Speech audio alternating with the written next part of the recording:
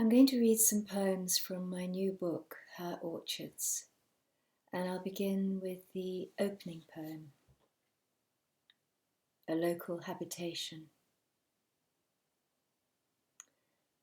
This is where I live, a place of willows, springs, where the Romans built a villa, a single mosaic remains. This is where I live out my days. Home is another matter. It's our common tongue, that shared community of words I dwell among, deep rooted in earthy names, heart's lovely lexicon. I live not far from Cirencester, where there's the most wonderful museum, the Corinium Museum, with a really fine collection of Roman objects. And I chose three for the inspiration for a small group of poems. Corinium, 3 poems. Dei Mattress. A Romano-British stone relief from a nearby temple. 3 seated women, their faces softened by wind, rain, and love, I like to think. They bear their small harvests on their knees. O Mother Goddesses, send blessings on the land. Fill the mouths of children with bread and apples. Roman pavement. Floors there with garlands of flowers, a bird on her shoulder. Ceres with corn in her hair. Pomona bearing apples has briefly left her orchards. Winter's gone, scattered under the streets of the town, with Bacchus and his goat-footed followers. And the last in this little group, a matter of light.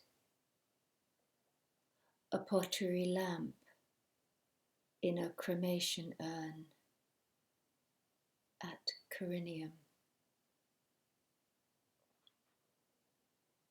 So hopeful somehow. And the Muse, she comes and goes. Muse. Sometimes she withdraws grief and illness, the cries of children.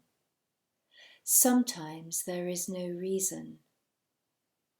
There is only patience attending to the world.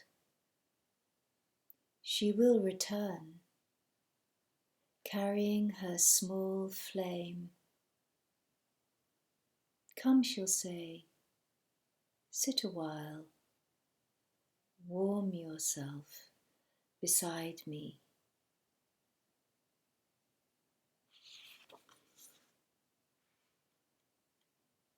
And this is Pear. Slow to ripen on its espalier, I rest my hand beneath it, lift a little, stalk gives, lets go. Weight of pear in my hand. My grandfather said you needed to sit up all night to catch the moment a pear is ripe. I eat in the golden afternoon, grainy sweetness of pear.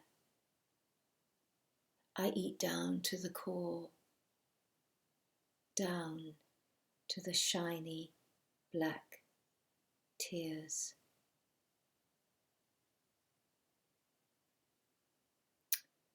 A bittersweet life, isn't it?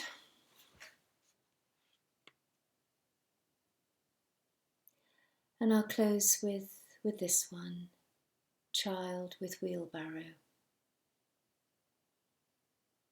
She's in her world garden, pushing a small wooden barrow. There's earth in it. Where is she going so purposefully, this child who must be 4 or so? And what would I say to her across the years?